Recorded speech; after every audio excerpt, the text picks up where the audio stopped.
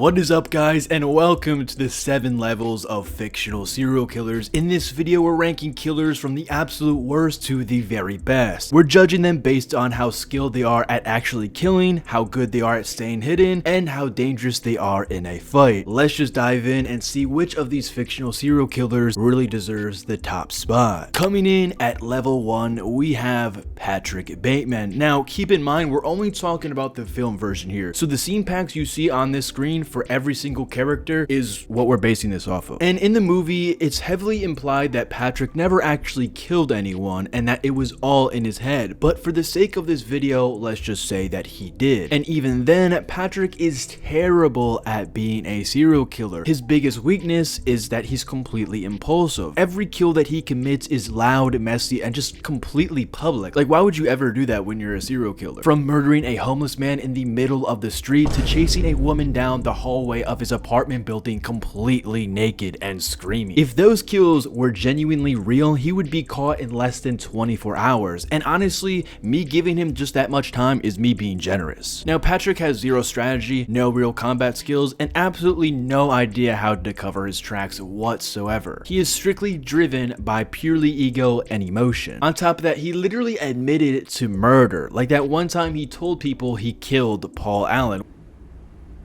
I killed Paul Allen. Which is pretty much the last thing you would want to do if you're a serial killer. I will give him this though, Patrick is in great shape and he's got some pretty good cardio. Like if the cops ever were chasing him, he might get a decent head start, and honestly, that's just about it. In my opinion, Patrick Bateman is a complete poser. He's just a guy who likes the idea of being a killer more than actually being one, and that's why he's at number 1. Coming in at level 2, we've got Ghostface, specifically Billy Loomis and Stu from the original Scream. Now, unlike Patrick Bateman, these two actually have bodies to their name. They've planned out kills, they've had a motive, and they managed to keep the police guessing for most of the movie. But I mean, don't get it twisted, because Billy and Stu are far from being top tier serial killers. For starters, they're emotional, reckless, and just way overconfident. Because Billy thinks he's this cold, calculating mastermind, but he constantly lets his obsession with Sydney cloud his judgment. And Stu, honestly, he's just basically along for the ride, killing because it's just fun. And that makes a good movie, but I mean, doesn't make two good serial killers. They do deserve some credit though. They were strategic enough to frame someone else for their murders, and they even coordinated their attacks pretty well. And their use of the Ghostface costume made them anonymous, and honestly, anyone could have been in that costume. And also, Stu literally admits everything while bleeding out on the floor, and Billy gets outsmarted by someone he thought that was an easy target. But in reality, she wasn't at all. So while Billy and Stu are way more capable than Patrick Bateman, they're just still amateurs in my opinion. And that's exactly why Ghostface, at least this original duo, lands at level 2. At level 3, we have Joe Goldberg from You. Now this guy is definitely a step up from Billy and Stu. Joe actually thinks before he kills. He's careful and he has a strong understanding of how people work, which makes him a lot more dangerous than the people below him on this list. Now Joe's biggest strength is his ability to blend in. He's not just some mask-wearing maniac running around with a knife. He is genuinely the quiet guy next door, like literally he is. He is the one who always seems polite and trustworthy. That's what makes him terrifying. He also studies his victims for weeks, sometimes months, learns literally everything about them until he knows the routines better than they do. He plans his kills very meticulously and covers his tracks with serious precision. But despite his intelligence, Joe's biggest weakness is his heart, or rather his obsession with love. Every kill he commits from this delusional idea of quote-unquote love, he convinces himself that he's doing it for the right reason, and that mindset makes him really sloppy when emotions get involved. He'll spend days stalking someone without realizing how much evidence he's leaving behind, or he'll panic when things don't go his way. Plus, his biggest problem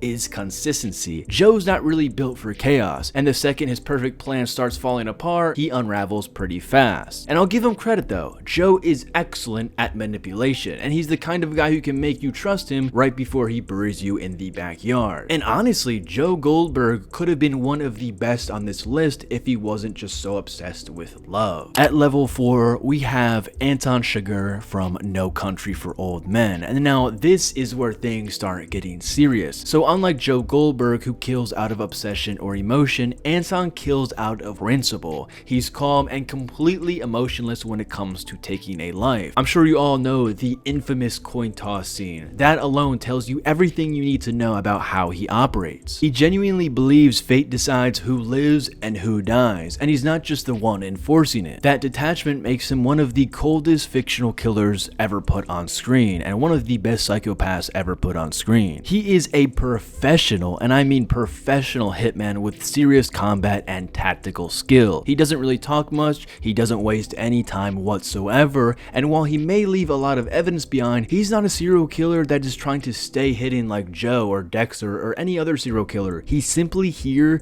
to exist just to kill, and he's very good at it. Now, the only reason Anton doesn't climb higher is because he is not invincible. He's still human. He makes small mistakes, and even though he's emotionless, the moral system that he follows can work against him, and that's why he's ranked at number 4, because he's not adaptable in a moral sense. Like, he wouldn't break his own code even when it might help him survive.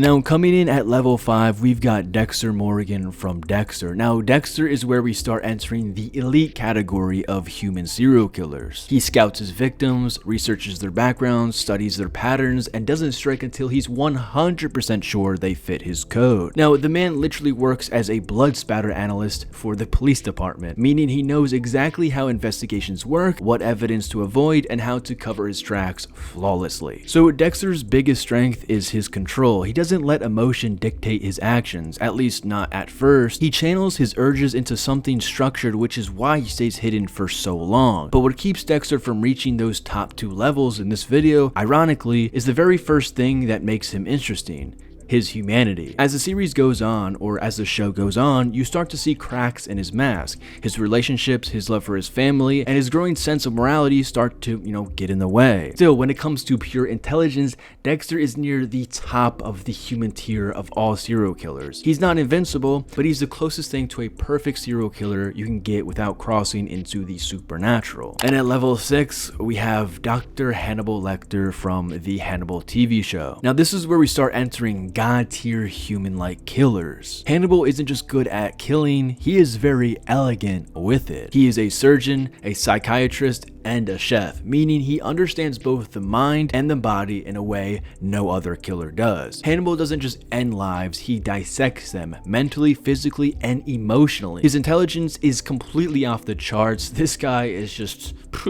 a genius. Combat-wise, Hannibal is very exceptional as well. He's physically strong, a master of anatomy, and knows exactly how to make every strike count, whether it's with a knife or his bare hands. He kills with literal efficiency. The only real flaw that Hannibal has that I can genuinely think of is just his curiosity. He has this fascination with people that sometimes clouds his judgment. He likes playing with his food, metaphorically and literally, but also what occasionally gives others a sliver of chance against him. And that is the only reason why Will Graham ever suspected him. Finally, at level 7, the highest level of fictional human serial killers, we have Johann Liebertz from Monster. Now, this man doesn't just end lives, he engineers them to end themselves. Now, he can walk into someone's life and completely dismantle their entire sense of self until they're begging to die or killing others in his name. Now, Johann's weapon isn't just a gun or a knife, it's his mind, or psychology in this case. Johann operates with a kind of perfection no other killer on this list comes close to, except for Hannibal. I would say these guys are toe and toe, but I just have to give this to Johann. Now, Johann's not just killing because he has to, or he feels like he has these urges. He just kills because he can. He's the kind of person who can just convince you to jump off a bridge and make you believe it was your own idea. He doesn't just need to touch his victims to destroy them, he just talks to them, which is the craziest part. Johann Liebert is the definition of the perfect human monster. He's the kind of killer who doesn't just take lives, but literally erases humanity from everyone he meets. He's not chaotic like Billy and Stu, not impulsive like Bateman, not methodical like Dexter, and not artistic like Hannibal. He's beyond all of them. And that's why he sits alone at level 7, the absolute peak of fictional serial killers.